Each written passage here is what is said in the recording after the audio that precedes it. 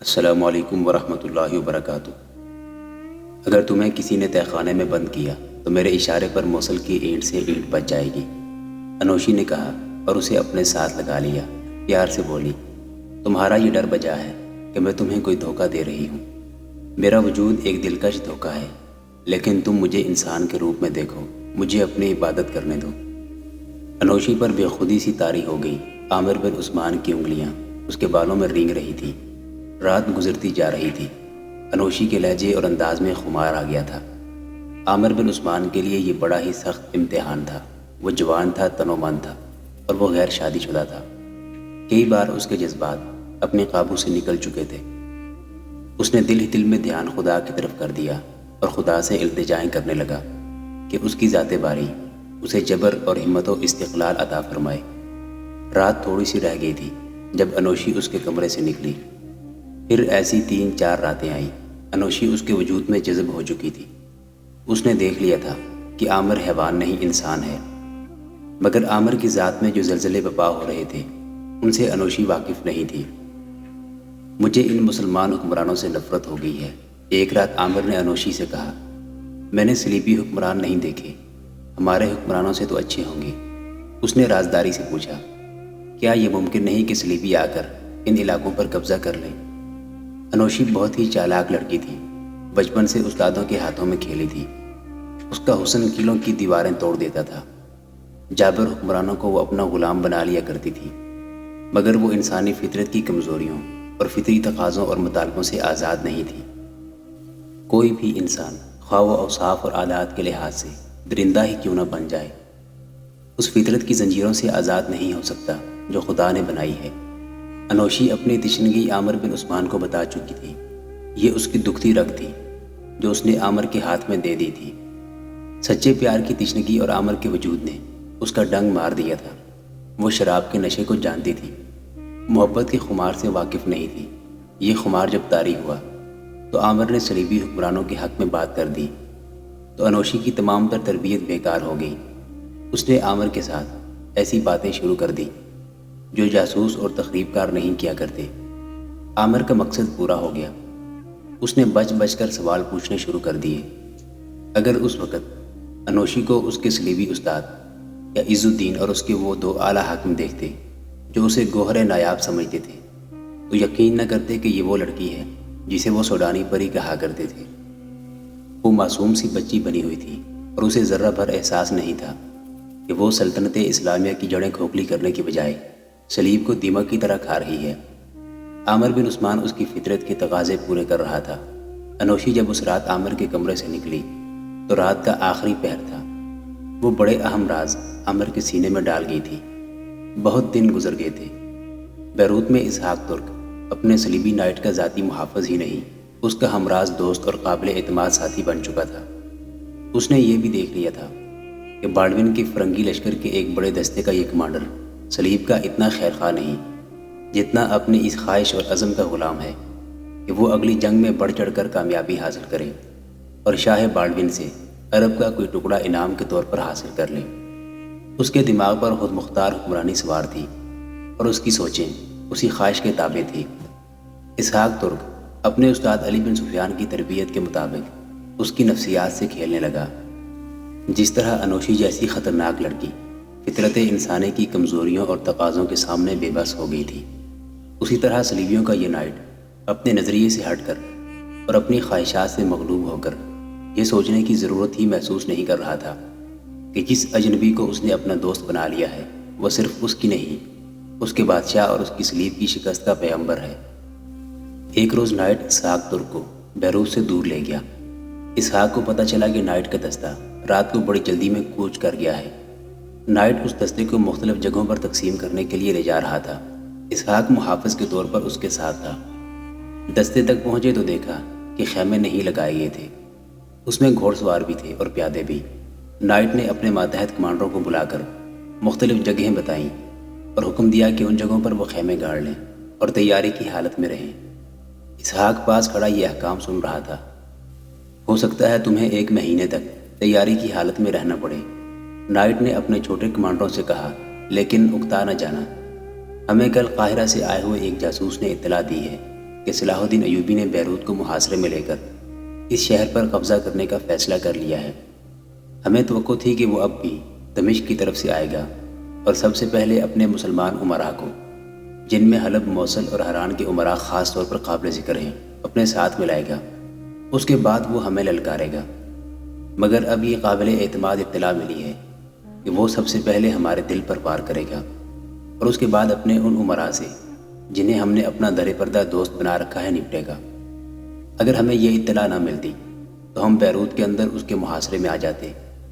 تم میں سے بہت سے ایسے ہیں جنہیں یہ معلوم نہیں کہ صلاح الدین ایوبی محاصرے کا ماہر ہے۔ اس کے محاصرے میں آئی ہوئی فوج کے پاس صرف یہ چال رہ جاتی ہے کہ ہتھیار ڈال دے۔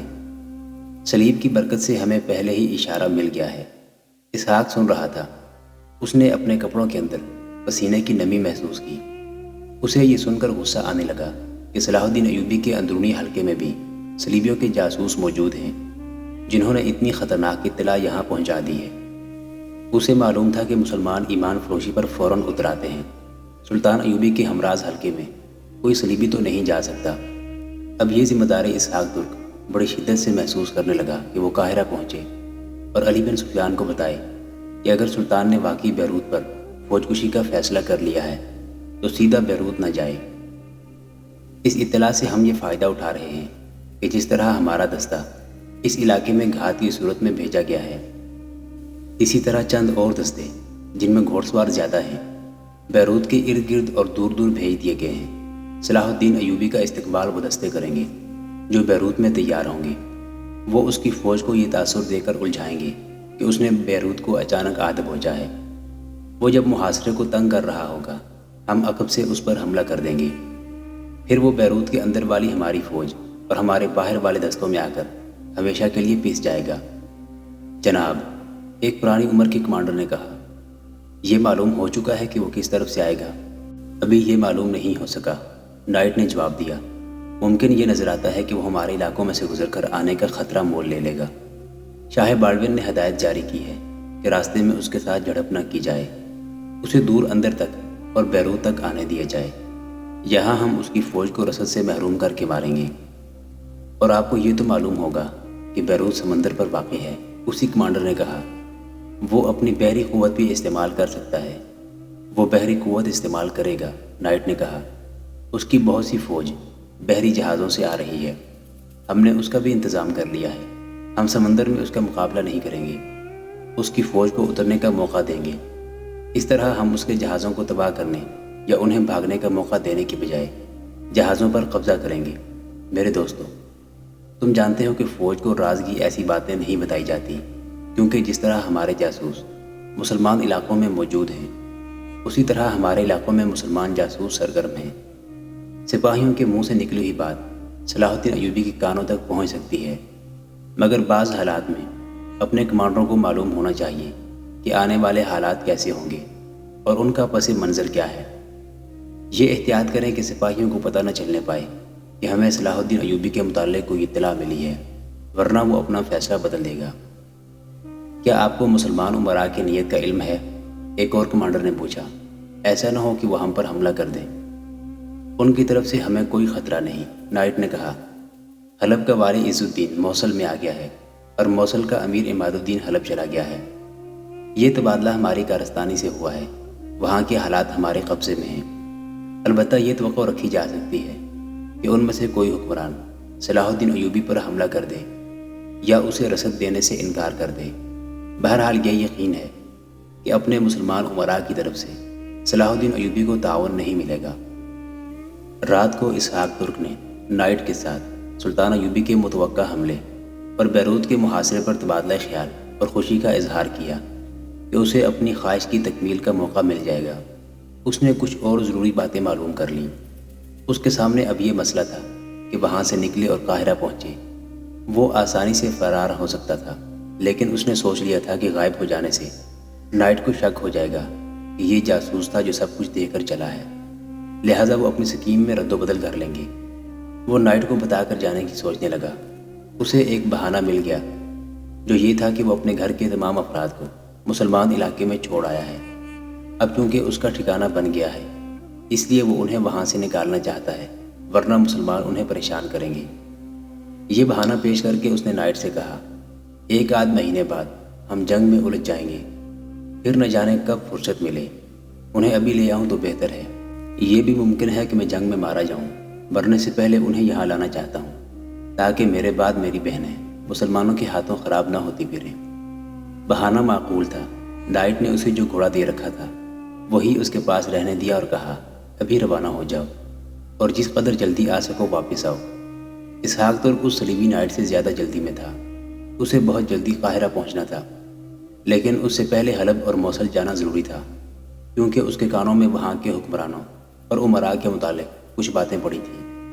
اسے یہ پتہ نہیں چل سکا تھا کہ سلطان ایوبی جب ان علاقوں میں فوج لائے گا تو موصل کے حکمرانوں اور سالاروں کا رویہ کیا ہوگا۔ اسے معلوم تھا کہ حلب میں اس کے ساتھی جاسوس کون کون ہیں اور وہ کہاں مل سکتے ہیں، مگر نائٹ کی زبان سے اس نے سنا تھا کہ عز الدین موصل اور عماد الدین حلب چلا گیا ہے۔ اس کا مطلب یہ ہو سکتا تھا کہ رضی خاتون بھی موصل میں ہوگی، اور اگر وہ موصل میں ہے تو اس کی خادمہ بھی ساتھ ہوگی۔ محل کے اندر کی دنیا سے رابطہ اس خادمہ کے ذریعے ہو سکتا تھا۔ بہرحال اسے وہاں کے حالات کا اور حالات کی خبر دینے والے خفیہ ساتھیوں کا کچھ پتہ نہ تھا، سوائے دو کے جو موصل میں تھے۔ وہ اسی رات روانہ ہو گیا۔ گھوڑا اچھا تھا، اسحاق ماہر سوار تھا، مہینوں کی مسافت دنوں میں طے کرنے کا اسے تجربہ تھا۔ وہ فاصلہ طے کرتا اور خدا سے یہی دعائیں مانگتا جا رہا تھا کہ اس کے قاہرہ پہنچنے سے پہلے سلطان ایوبی کوچ نہ کر چکا ہو۔ گھوڑا دوڑ سے تھک گیا تو اسحاق نے اسے روکا نہیں۔ گھوڑا اپنی سہولت کی چال آہستہ آہستہ چلتا گیا۔ اسحاق نے آگے جھک کر پیٹ زین کے ساتھ لگا لیا اور چلتے گھوڑے پر سو گیا۔ شہر کی تاریکی میں اس کی آنکھ کھلی۔ اس نے گھبرا کر آسمان کی طرف دیکھا۔ اس کی رہنمائی کرنے والا ستارہ چمک رہا تھا۔ گھوڑا صحیح سمت جا رہا تھا۔ صبح کی روشنی میں ایک جگہ گھوڑے کو پانی پلایا اور کچھ کھلا کر اس نے خود بھی ذرا آرام کیا۔ گھوڑے کو بھی آرام دیا اور چل پڑا۔ یہ دن بھی گزر گیا، رات آئی اور گزر گئی۔ صلیبی نائٹ کے دیے ہوئے عربی گھوڑے نے اسحاق کا خوب ساتھ دیا۔ سورج غروب ہونے میں ابھی بہت دیر تھی جب اسے موصل کے میناروں کے کلس نظر آنے لگے۔ اسحاق ترک اس شہر سے اچھی طرح واقف تھا اور اسے اپنے دو ساتھی جاسوسوں کے ٹھکانوں کا بھی علم تھا۔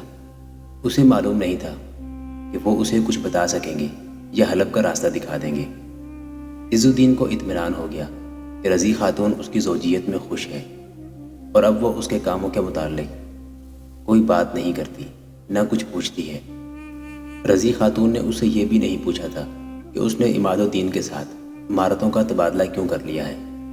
رضی خاتون نے جس مقصد کے لیے عز الدین کے ساتھ شادی کی تھی وہ تو پورا نہ ہو سکا، تاہم وہ اس پہلو کو دیکھ کر مطمئن ہو گئی کہ وہ اس پراسرار دنیا کے اندر آ گئی ہے اور سلطان ایوبی نے یہاں جاسوسی کا جو جال بچھا رکھا ہے اسے مزید مضبوط اور کارآمد بنا رہی ہے۔ شمس النساء کو اس نے تربیت دے لی تھی اور اس کی یہ بیٹی لڑکپن کے کھلنڈرے جذبات سے نکل کر مجاہدہ بن گئی تھی۔ اس لڑکی نے عز الدین کے ذاتی محافظ عامر بن عثمان کو مخبر اور جاسوس بنا دیا تھا۔ اس کے لیے اس نے یہ قربانی دی تھی کہ اسے ایسی چالاک لڑکی کے حوالے کر دیا تھا جو عامر کو اس سے ہمیشہ کے لیے چھین سکتی تھی۔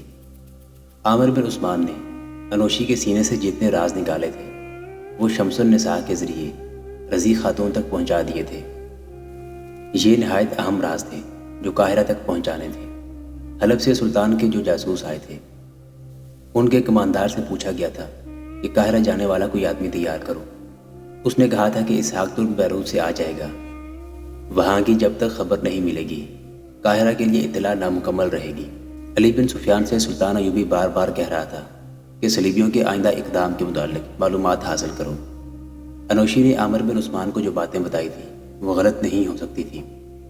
وہ عز الدین اور اس کے خصوصی مشیروں پر اتنی غالب آئی ہوئی تھی کہ وہ اس لڑکی کی موجودگی میں انتہائی نازک باتیں کرتے رہتے تھے۔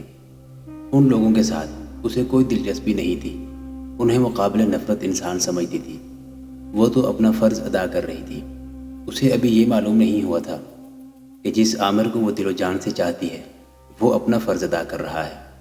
عامر کا انداز ایسا تھا جیسے وہ اپنی دلچسپی کی خاطر ایسی باتیں پوچھ رہا ہو۔ عز الدین نے رضی خاتون کی سیر کے لیے بگھی وقف کر رکھی تھی۔ ایک شام رضی خاتون شمس النساء کے ساتھ باہر نکل گئی۔ شہر کے قریب ہی سبزہ زار تھا۔ جس میں ایک چشمہ بھی تھا۔ یہ جگہ اتنی خوبصورت تھی کہ صرف شاہی خاندان کے لیے وقف کر دی گئی تھی۔ رضی خاتون کے ساتھ اس کی خادمہ بھی تھی اور محافظ کے طور پر عامر بن عثمان بھی ساتھ تھا۔ عز الدین کو عامر پر بھروسہ تھا اور اس نے عامر کو حکم دے رکھا تھا کہ رضی خاتون جب بھی سیر کے لیے باہر جائے تو عامر ساتھ ہو۔ اس جگہ پہنچ کر بگی کو دور کھڑا کر دیا گیا۔ رضی خاتون اور شمس النساء چشمے کی طرف چلی گئی۔ عامر بن عثمان بھی ساتھ رہا۔ یہ صرف سیر نہیں تھی بلکہ سیر کے بہانے عامر سے معلوم کرنا تھا کہ اسے اور کیا کچھ معلوم ہوا ہے۔ اس وقت اسحاق ترک موصل میں اپنے ایک ساتھی کے پاس پہنچ چکا تھا اور یہ ساتھی اسے بتا رہا تھا کہ رضی خاتون بھی ان کے گروہ میں شامل ہو گئی ہے، بلکہ سرپرستی کر رہی ہے۔ ان دونوں کے درمیان کچھ باتیں ہوئی تو ان کا ایک ساتھی اور آ گیا۔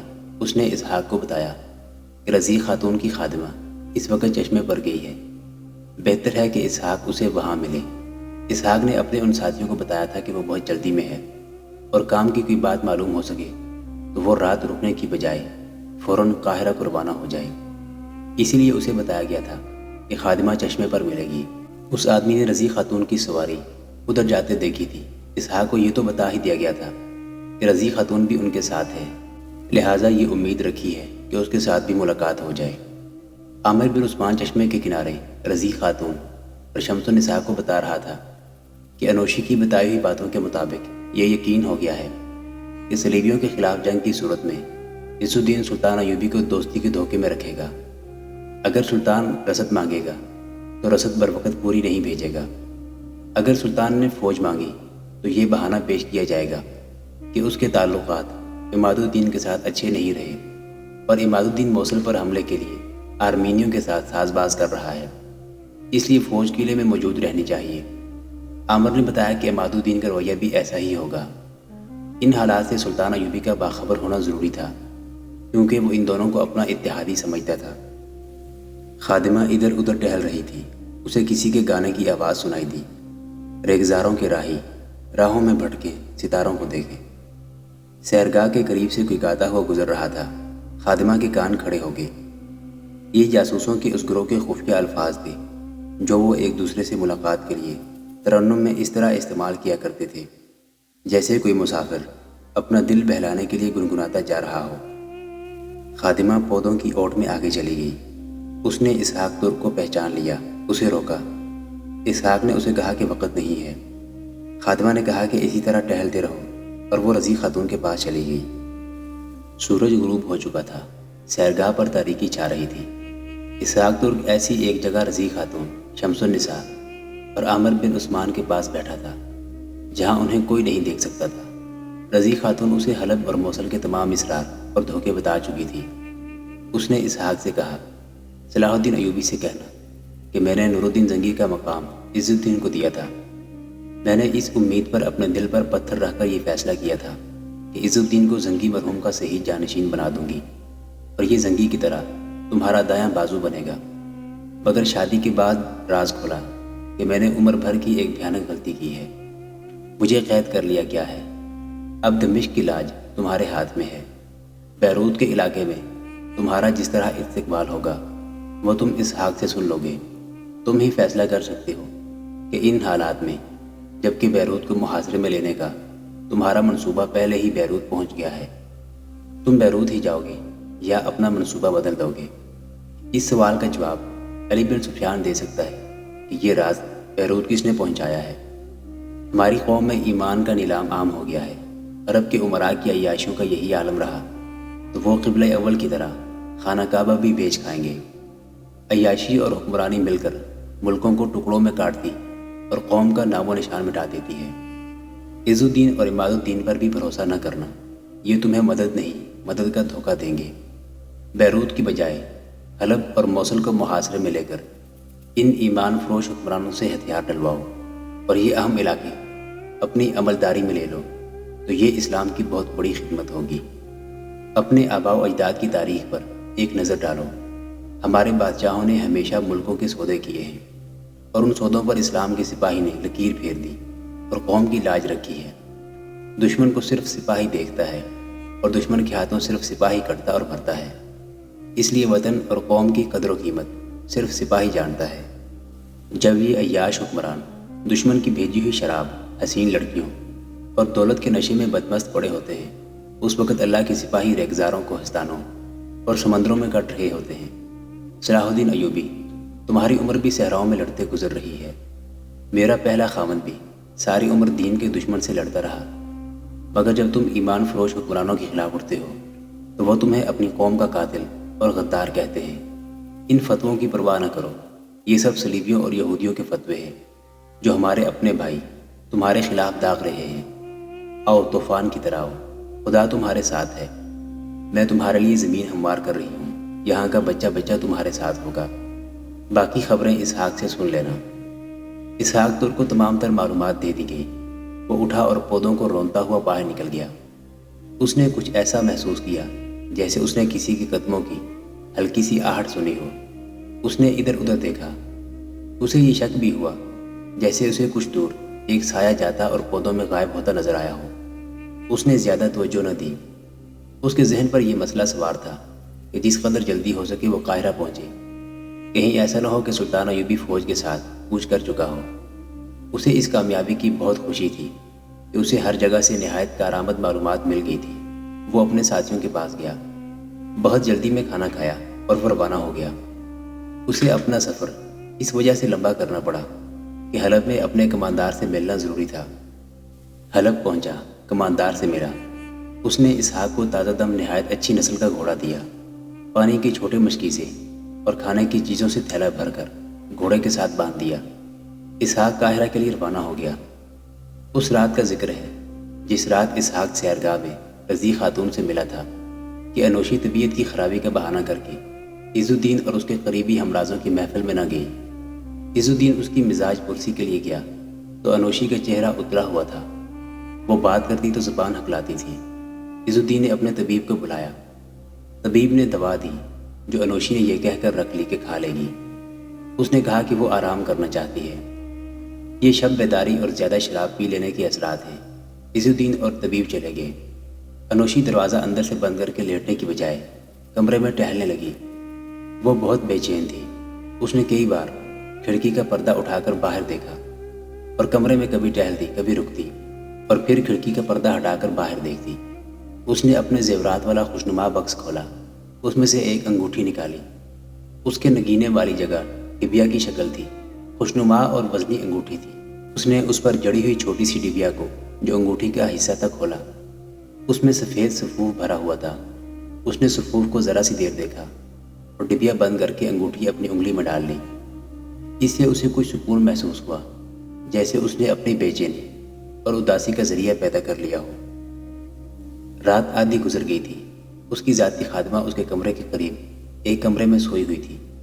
انوشی نے اسے کہہ دیا تھا کہ آج رات اسے اس کی ضرورت نہیں۔ آدھی رات کے بعد وہ خادمہ کے کمرے میں گئی اور اسے جگا کر کہا کہ عامر بن عثمان کو بلاؤ۔ اس کی خادمہ اس کی اور عامر کی ملاقاتوں کی رازدان تھی۔ وہ گئی اور عامر بن عثمان کو بلا لائی۔ انوشی نے خادمہ سے کہا کہ وہ کمرے کے باہر بیٹھی رہے۔ عامر، انوشی ایسے لہجے میں بولی جس سے عامر واقف نہیں تھا۔ آج شام وہ کون تھا جو سیرگاہ میں تم سب کے ساتھ بیٹھا تھا؟ کوئی بھی نہیں۔ عامر نے لا علمی کا اظہار کرتے ہوئے جواب دیا، میرے پاس کوئی نہیں آیا تھا۔ میں تو خاتون کی سواری کے ساتھ محافظ بن کے جاتا ہوں اور ان سے دور رہتا ہوں۔ عامر، انوشی نے بالکل ہی بدلے ہوئے لہجے میں کہا، مجھ سے زمین کی تہوں کے راز پوچھ لو۔ میں نے تمہیں دل کی گہرائیوں سے چاہا ہے، مگر تم نے مجھے کوئی سیدھی سادی صحرائی لڑکی سمجھ لیا۔ تم، رضی خاتون شمس النساء اور ان کی خادمہ اکٹھے بیٹھے تھے اور ایک اجنبی تمہارے درمیان بیٹھا تھا۔ راز و نیاز کی باتیں ہو رہی تھیں۔ ثبوت چاہتے ہو؟ میں نقاب اوڑھ کر اور مستور ہو کر وہاں گئی تھی۔ تم سب سرگوشیوں میں باتیں کر رہے تھے۔ پھر وہ اجنبی وہاں سے اٹھا اور چلا گیا۔ میں وہاں سے آ گئی۔ اسحاق ترک جب ان لوگوں کے پاس سے اٹھ کر جا رہا تھا تو اس نے کسی کے قدموں کی دبی دبی آہٹ سنی تھی اور کچھ دور ایک سایہ سا بھی دیکھا تھا۔ یہ انوشی تھی جو چوری چھپے رضی خاتون شمس النساء اور عامر بن عثمان کے پیچھے گئی تھی۔ عامر بن عثمان سے کوئی جواب نہ بن پڑا۔ اس نے کوئی بے معنی سی بات کی۔ انوشی استاد تھی، وہ سمجھ گئی کہ اس کے شکوک بے بنیاد نہیں۔ اس نے کہا، اگر شمس النساء اکیلی ہوتی تو میں سمجھتی کہ اس شہزادی نے تمہیں گھیر رکھا ہے، مگر یہ معاملہ کچھ اور ہے۔ مجھے بتاؤ کہ تم مجھ سے یہ راز کی باتیں کیوں پوچھتے رہے ہو؟ ویسے ہی عامر نے ہنسنے کی کوشش کرتے ہوئے جواب دیا، ان باتوں کے ساتھ میری کیا دلچسپی ہو سکتی ہے؟ میں صرف اس سے لطف اٹھاتا تھا کہ ہم بادشاہوں کو کیا سمجھتے ہیں اور یہ اندر سے کیا ہے۔ عامر، انوشی نے قہر بھری آواز میں کہا، تم جانتے ہو کہ میں کون ہوں؟ میرے اشارے پر اس شہر کی اینٹ سے اینٹ بج سکتی ہے۔ مجھے میرے پیاسے جذبات نے دھوکہ دیا اور میں تمہاری محبت کے نشے میں اپنے فرائض فراموش کر بیٹھی اور تم اپنا فرض ادا کرتے رہے۔ پھر بھی میرے دل میں تمہاری محبت ہے، جس کا ثبوت یہ ہے کہ تم میرے کمرے میں زندہ اور سلامت ہو۔ میں اگر چاہتی تو تم اس وقت قید خانے کی اس کوٹری میں بے ہوش پڑے ہوتے جہاں اذیتوں کے بعد غداروں اور جاسوسوں کو ڈال دیا جاتا ہے۔ میں نے تمہیں اس جہنم سے بچا لیا ہے۔ مجھے صرف یہ بتا دو کہ تم نے میرے سینے سے راز نکال کر اس اجنبی کو دیے ہیں اور وہ قاہرہ چلا گیا ہے۔ میرا خلوص اور میری محبت دیکھو کہ میں نے اس آدمی کو نکل جانے کی مہلت دی۔ میں اسے اسی وقت پکڑوا سکتی تھی، مگر تمہاری محبت نے میرا زہر چوس لیا ہے۔ اس کی آنکھوں میں آنسو آ گئے۔ میں جو اتنا دل نشین دھوکا ہوں، دھوکے کا شکار ہو گئی۔ تم جیت گئے۔ سچ کہہ دو عامر، سچ کہہ دو۔ ہاں انوشی، عامر نے کہا، تم نے اپنا فرض ادا کیا ہے، میں نے اپنا فرض ادا کیا ہے۔ تم مجھے قید خانے میں بند کرا دو۔ انوشی کے آنسو بہہ نکلے تھے، لیکن اس نے کہا لگایا اور کہا، بس اتنی سی بات پوچھنی تھی جو تم نے بتا دی ہے۔ تمہیں کوئی قید میں نہیں ڈال سکتا۔ اب میں بھی اس خوشنما پنجرے سے آزاد ہونا چاہتی ہوں۔ تم شراب نہیں پیتے، میں تمہیں بادشاہوں کا شربت پلاؤں گی۔ وہ اٹھی اور اس میز کے پاس جا کھڑی ہوئی جس پر سراہی رکھی تھی۔ اس کی پیٹھ عامر کی طرف تھی۔ انوشی نے 2 پیالے اپنے سامنے رکھے، ناخن سے انگوٹھی کے ساتھ جڑی ہوئی ڈبیا کھولی۔ اس میں جو سفوف تھا وہ کچھ ایک پیالے میں اور باقی دوسرے پیالے میں ڈال دیا۔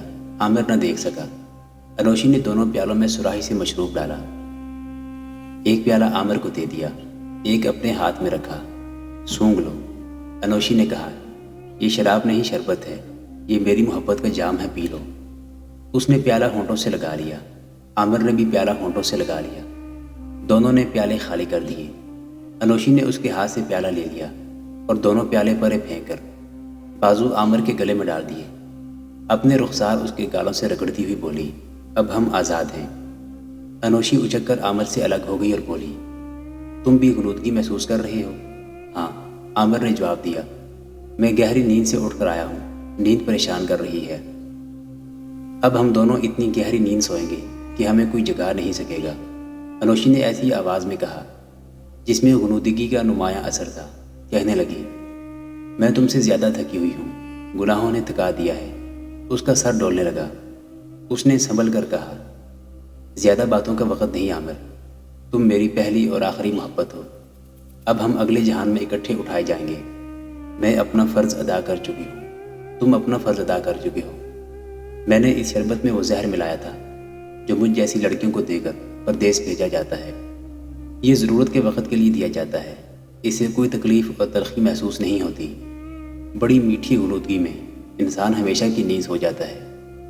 میں اس لیے زندہ نہیں رہنا چاہتی کہ زندہ رہی تو تمہیں سزا دلا دوں گی۔